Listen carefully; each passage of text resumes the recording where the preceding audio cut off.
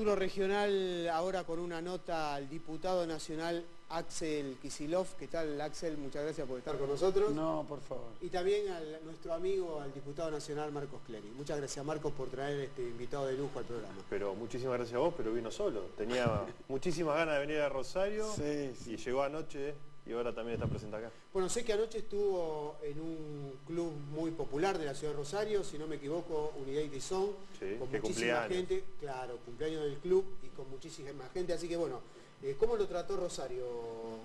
¿Le puedo decir ministro? Dígame como Ahí, quiera. ahí diputado nacional. Dígame licenciado, decía. Claro, pero para mí el ministro de Economía siempre va a quedar en el inconsciente colectivo como el que manejó la ¿Te economía. gustó como ministro de Economía? A mí sí. Además, mira, fui el último ministro, el último en mi especie, porque después se extinguió, después pusieron, hoy por acá no es ministro de Economía, es de Hacienda y Finanzas. Sacaron el Ministerio de Economía, así que de momento soy el último de la especie. ¿Cuántos años tiene Axel? 44. Parece menos. Puede Quiere ser. pasar la fórmula. Puede ser, lo que pasa es que lo que pasa es que siempre he elegido profesiones tranquilas. ¿Viste? Como para me imagino, aparte todas cosas agradables, encontrarse con el juez Griesa, ir a discutir en la ahora con Bonadío, todas lindas. Claro. Me mantengo joven a base de eso. Perfecto.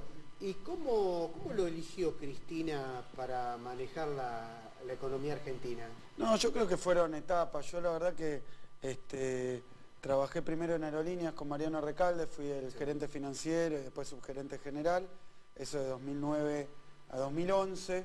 Ahí tuvimos que hacer un trabajo muy grande, porque la verdad es que si no vamos a comernos un poco toda la campaña de Macri, que creo que en cualquier momento agarra aerolíneas, YPF, etcétera, la verdad que lo que habían hecho los administradores privados, extranjeros, de Marsans, los españoles, era una destrucción de la compañía, hubo que reconstruirla, y después los resultados estuvieron a la vista, incluso acá en Rosario, volvieron los vuelos al interior, se hizo un plan de negocio, se cambió toda la flota, trabajé en eso muy bien, ahí tuve algún encuentro con la expresidenta Cristina Kirchner, que yo también me voy a permitir llamarla presidenta, si vos me llamás ministro. Entonces, la presidenta, el ministro, acá no, pero nosotros estamos mirando para adelante, no para atrás, por eso, y yo creo que ahí después me nombraron viceministro de Economía. Y como viceministro de Economía es un trabajo que tuvo que ver con la energía y terminé ahí con bastante participación en la recuperación de YPF, se acuerdan que yo lo presenté en el Congreso, que hicimos un laburo, y después como interventor de YPF. Y bueno, se fue armando una relación vinculada a ciertos temas centrales y bueno, como quien dice, el azar me llevó al Ministerio de Economía.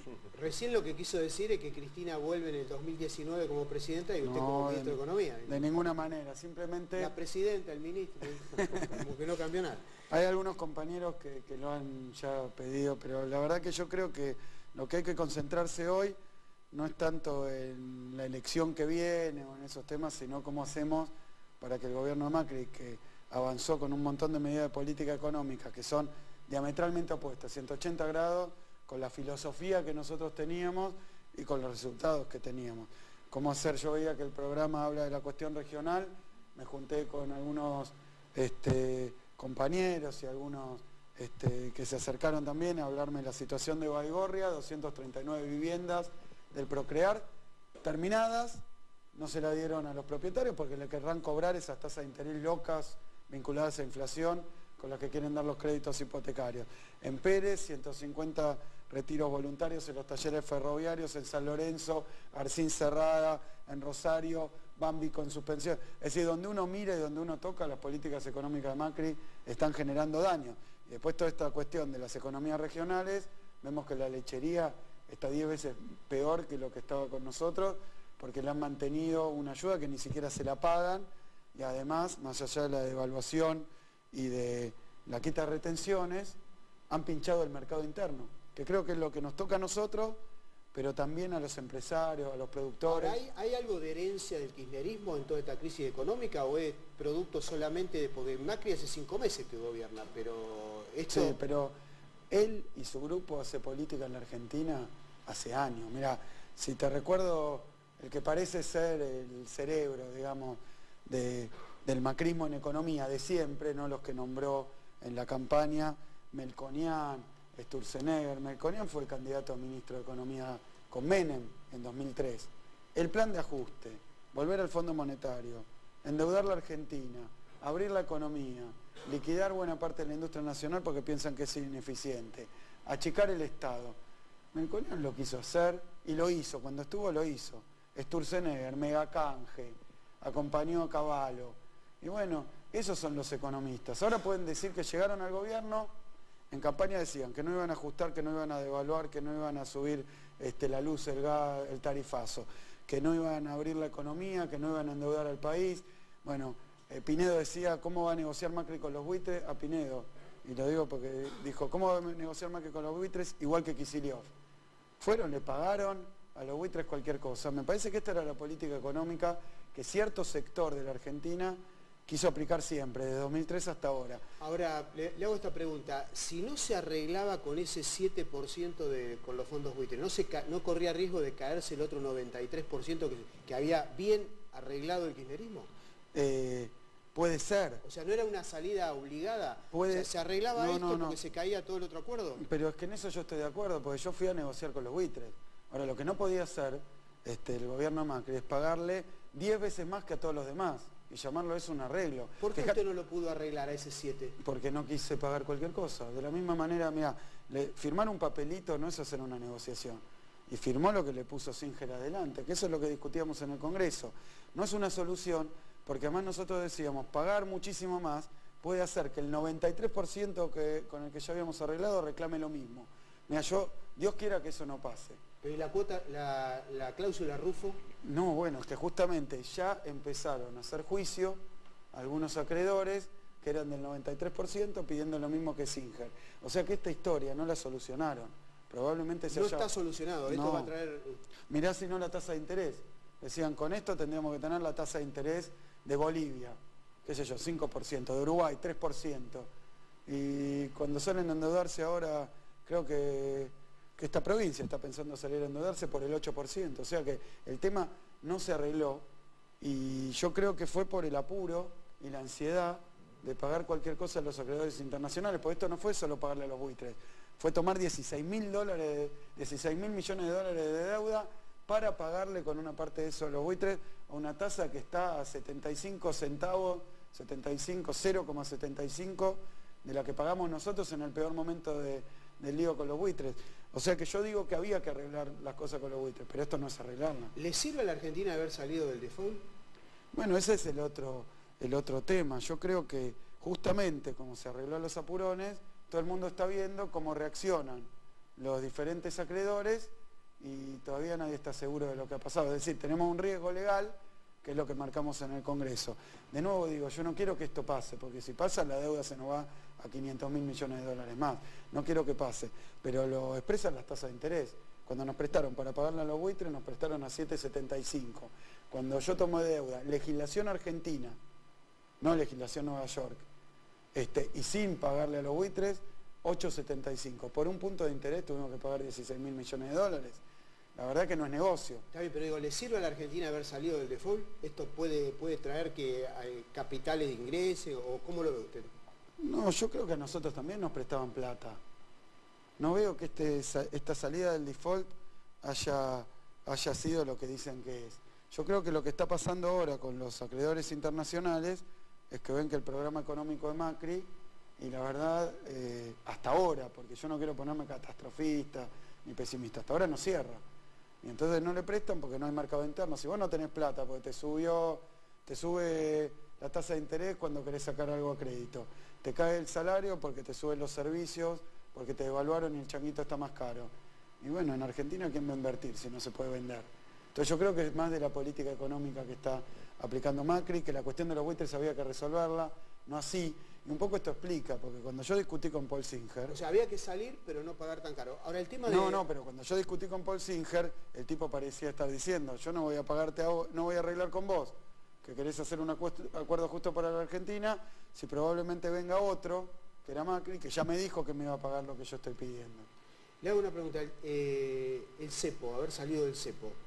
Sí, mira, ahí está un tema que a mí me parece importante, porque la palabra cepo, que han instalado tanto, tiene diferentes, digamos, registros. El primero es que el macrismo levantó todas las restricciones a la fuga de capitales.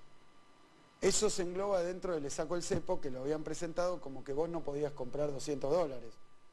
Entonces, una cosa es que los ahorristas pueden o no comprar el puchito que pueden ahorrar. Otra cosa es que ha permitido comprar $5 millones ahora a cualquiera sin explicar el origen. Y que además ha permitido un negocio internacional que hoy está pasando en la Argentina, como en los viejos malos tiempos, que entran dólares para ponerlo a un interés, como es el del 38% que paga el Banco Central. La tasa acá está altísima, les conviene. Y bueno, y entonces empieza la bicicleta financiera. Si eso era sacar el cepo, la verdad que yo no la veo muy bien. Y además, cuando anunciaban la salida del cepo, estaban devaluando un 60%. Tampoco está muy bueno, porque después los alimentos empezaron a subir, todavía no pararon. Los textiles empezaron a subir, todavía no pararon. Todo lo importado subió, todavía no pararon. Los fasos. ¿Quién pagó la devaluación? Y los más humildes. Se licúa el salario. Y los trabajadores, por supuesto. Pero la devaluación, el problema que tiene en la Argentina es que la paga uno, pero la marroca el otro. Por supuesto, sí. Porque los sectores concentrados dedicados a la exportación, los que habían especulado y timbiado con el dólar. La pagó la clase trabajadora, pero ¿quiénes hicieron el negocio? Los mineros, los grandes exportadores de grano, los Bunge, los Cargill, los Noble, los bancos. Y los bancos, por supuesto, y sobre todo los bancos extranjeros. ¿La inflación en el segundo semestre va a bajar? Mirá, compañero diputado. Sí, a Clery lo tenía reservado para temas provinciales, porque él tocó un tema cuando habló de las economías regionales y cuando habló de que el gobierno de Santa Fe se quiere endeudar. Esto ya sé, es diputado nacional, pero está muy consustanciado con lo que pasa en la provincia. El gobernador, cada vez que va a la legislatura, pide permiso para endeudarse. Sí, pero este tema es importante, Rubén, tenemos que hablar. Porque nos dicen que la inflación va a bajar. ¿Pero a costa de qué? Exacto, mira, hoy hablábamos con Marcos y con los compañeros, que la verdad es que hay una receta que en Argentina fue muy exitosa para parar la inflación. Yo creo que si hay que hacerle un mármol a alguien por haber parado la inflación es a Caballo.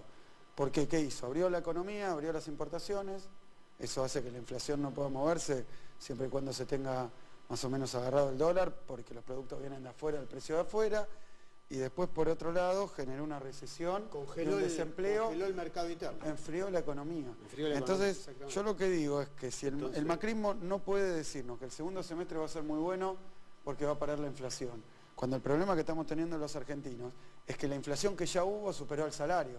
Entonces, aún si la para en el segundo semestre, ya se comió 25-27%. ¿Pero están ingresando productos indiscriminadamente del exterior? ¿Se abrió la economía? Mira, nosotros citamos, claro, como no hay estadísticas públicas, porque antes nos decían que eran malas. Una cosa es que sean malas, otra que no haya ninguna. Entonces, el INDEC cerró, no hay estadísticas, no sabemos cómo viene la entrada de productos por rubro. Sí llamamos a las cámaras de cada rubro. Marroquinería, textil, juguete, plástico, todo eso nos dicen que ha crecido con respecto al año pasado 30%, 40%, con un mercado interno muy deteriorado por lo que generó la caída del poder adquisitivo de los salarios y el tarifazo. Entonces tenemos que no hay ventas y aumentan las importaciones. La verdad es que puede caer la inflación. Marcos. Yo, escuchándolo a Axel, no solo conversando y ahora, si en el segundo semestre cae la inflación a costa del trabajo, del mercado interno y por supuesto de un mejor futuro de cada uno de los argentinos. Nos van a vender una receta de que bajó la inflación, pero vamos a estar viviendo muy mal porque el salario no va a alcanzar para todo lo que subieron los costos. Y sobre todo no va a haber una esperanza de crecimiento. Y eso es algo que tenemos que tener en cuenta. Y te doy un dato. Bambi, la importación de 32.000 heladeras de origen turco, de Polonia y de China.